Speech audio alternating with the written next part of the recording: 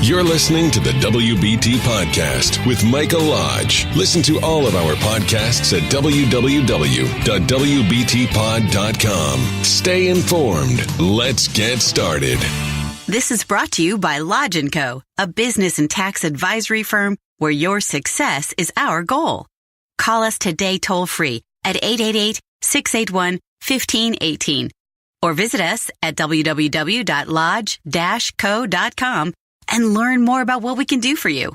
Lodge & Co., your source for sound business and tax services. And welcome to the WBT. This is Michael Lodge. I'm glad that you've joined me on this Thursday, cloudy Thursday here in South Carolina. It's supposed to rain here any minute. I'm waiting for it. It's about 52 degrees. It's a cold Thursday. So today, you and I are going to have some fun. Well, I'm lying. It's not really fun because we're going to talk about some of the deductions that you have lost. I know, lost? Yes, you lost some deductions, but you gained some things also. So, we're talking to the small business guy, the guy that owns a business, owns a corporation, owns an S corporation.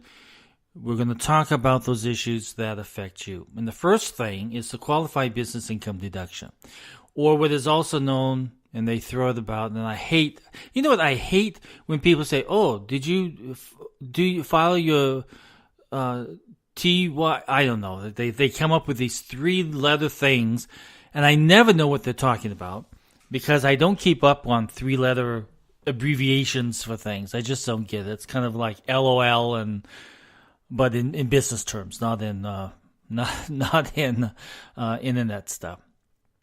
So we're going to talk about the QBI, or the Qualified Business Income Deduction.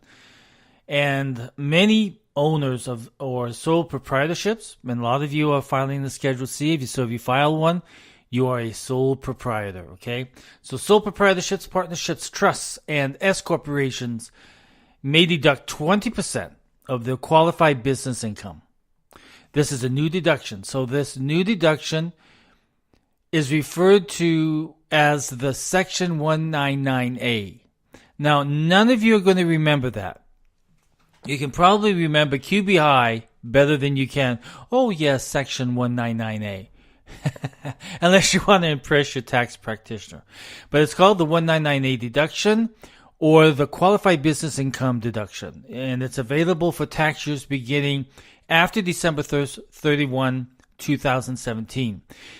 Eligible taxpayers can claim it for the first time on their 2018 federal income tax return that you file in 2019.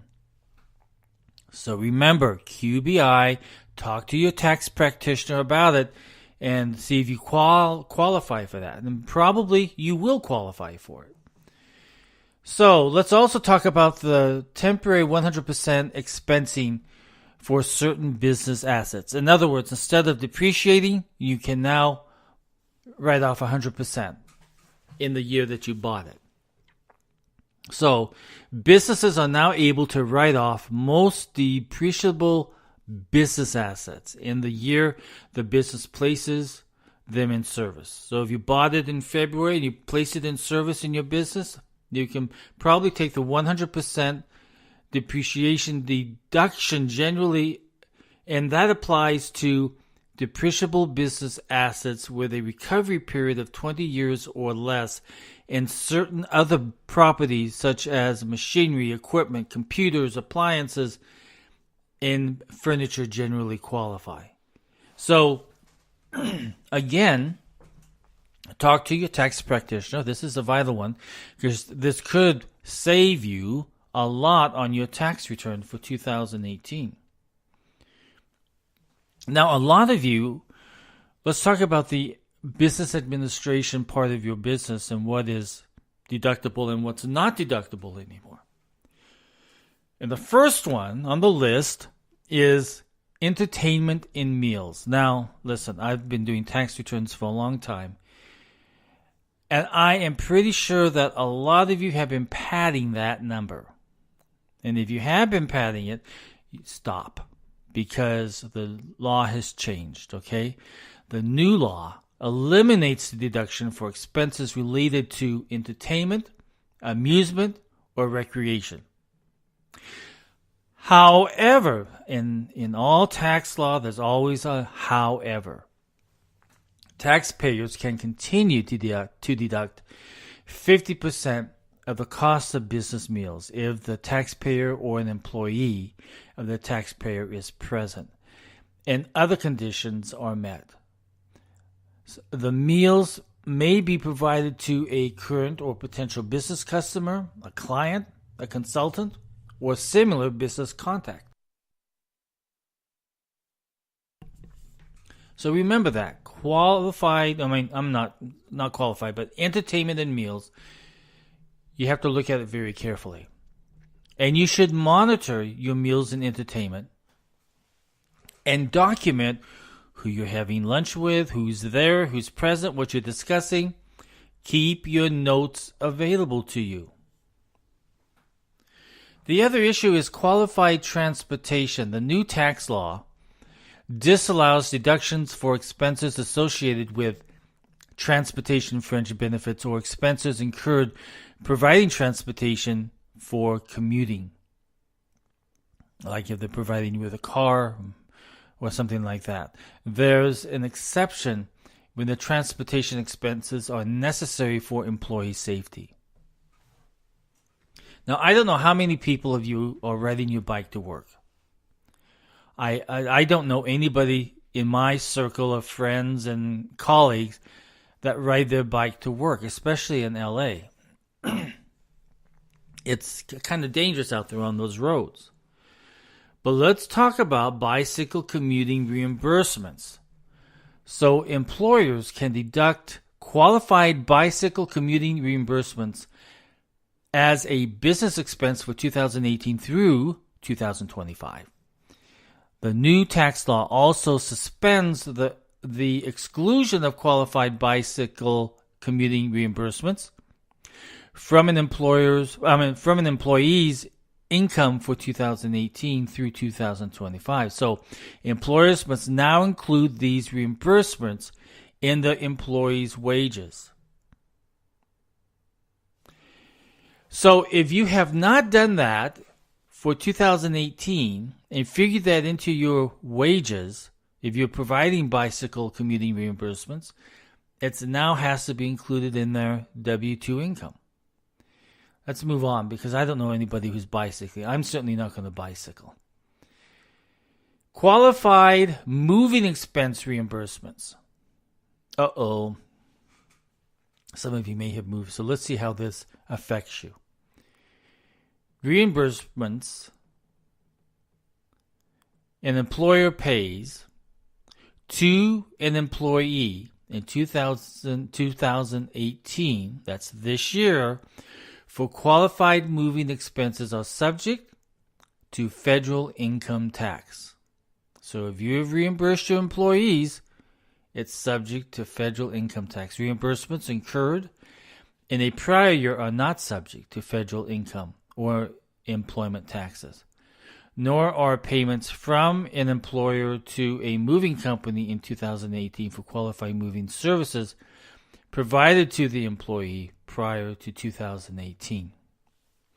So, if you have hired an employee and you have moved them out from Utah and you reimburse them for their moving expenses, included in there, it has to be included. It's federal income tax. It's subject to the federal income tax rules. Talk to your HR department. Talk to your tax practitioner if they're preparing your tax return, because you need to make any changes before the end of 2018. That's why I've told you need to sit down and you need to talk to your tax practitioner right now. Okay, so get to it. Let's talk about employee achievement awards. Special rules allow an employee to exclude certain achievement awards from their income. If, and I hate that word if, don't you? If the awards are tangible personal property, an employer also may deduct awards that are tangible personal property, subject to certain deduction limits. The new law clarifies that tangible personal property doesn't include cash, cash equivalents, gift cards, gift coupons, certain gift certificates, tickets to a theater or sporting events, vacations, meals, lodging, stocks, bonds, securities, and other similar items. A lot of companies do that. It's kind of a good way to make an employee feel good. But let's consider the tax consequences of it too. With the new tax rules, I hope that a lot of you who are running small businesses have talked to your tax practitioner saying, what can I and what can I not deduct anymore? Now, here's an issue that I had come up this past week. I have a client who's in the entertainment industry, and he operates a corporation for his product and service. The problem is that at the end of each year, he owes about $25,000 to $30,000, and he pays it at the end of the year when he files his tax return. The IRS doesn't like that. In fact, what they can do is that they can go to your contract, who's paying you through 1099, they can go to your contract and they can put what is called a lock. And that lock forces your contract to take federal taxes out. So here's the deal, is that if you owe taxes at the end of the year, stop right now and make estimated tax payments. Individuals, including sole proprietorships, partners, and S-corporation shareholders, may need to pay quarterly installments of estimated tax unless they owe less than $1,000 when they file the tax return at the end of the year, or they had no tax liability in the prior year, subject to certain conditions. So you need to, if you owe more than $1,000 at the end of the year, you should have been making quarterly payments. I tell you, when you pay it at the end of the year, you're subject to penalties and interest and all that stuff, and it becomes, you get a second tax bill because you did not make your tax payments on time. Estimated taxes are vital for businesses. You need to think more and more about this, and you've got to plan your budgeting around your tax payments because you owe them. That is the biggest problem of them all. And the IRS doesn't like it. They don't want you to get to the end of the year and then all of a sudden you can't pay your taxes. Can you imagine having a $25,000 or $30,000 tax bill at the end of the year? Honestly, if I had that, my stomach would gulp. I would be heaving. I would be hyperventilating. So it's better to follow the rules and be in compliance on paying your taxes on a quarterly basis. Estimated tax payments. Talk to your tax accountant and get it set up because it's vital that you start doing that. You have to be in compliance. So the most important thing is being in compliance with the tax rules. But if you don't ask your tax accountant these questions, then you probably will be out of compliance very quickly. And if your tax accountant is not advising you of these things, then it's probably time to get a new tax practitioner. So that's our tax talk for today. Wasn't fun, was it, huh? It's never fun when you have to talk about taxes. And I know that probably most of you shut me off in 30 seconds. Because when you talk taxes, People can doze off really fast. It's never a fun subject, but it has to be discussed because it affects you. And it can affect you big time if you don't remain in compliance. If you have a question, send me an email at mlodge@lodge-co.com, and I will answer any question that you may have. If I don't know the answer, I will get you the answer. I will Google the answer. I will do whatever I can to get you a good response back.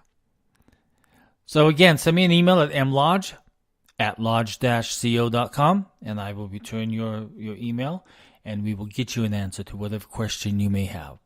Everybody go out and have a good day. Do good. Remain in compliance. This is Mike Lodge. I'll talk with you soon. Thank you for listening to the WBT with Michael Lodge. Join us again tomorrow as we explore more about business and taxes.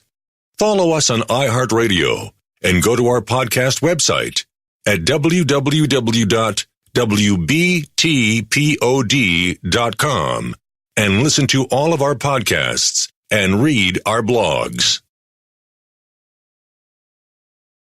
I think I made a mistake by pushing the wrong button. Can you believe that? I wanted to remind you of one more thing, though. And that is that if you are needing advice, or if you need any kind of business coaching, or if you need to know whether or not if something is being done correctly, do not hesitate in contacting me, because I'm here for that. I do it every single day.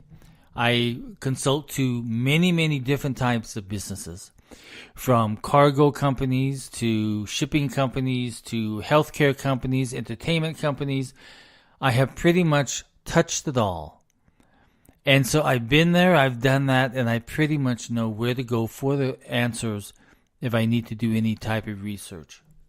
But if you need help, don't hesitate to contact my office at 888-681-1518, and they will set up an appointment for me to talk to you, and they'll go over all of the things that I will need. Never hesitate to ask questions, because in business, it changes from day to day. Laws and rules and regulations, tax law changes. And we all need to remain in compliance. I think one of the biggest things that I see is when people open up a business and they incorporate their business or set up an LLC. So especially in California, this happens. Every year they have to file what is called a statement of information. It only costs $25 with the state of California if you do it on time. The problem is that a lot of people they forget about it. And if they don't file the statement of information on time, it goes to $225. Either hire someone to do it for you, to remember to do it for you, or you get to know it a little bit better and make sure that $25 doesn't turn into $225 because you were not in compliance.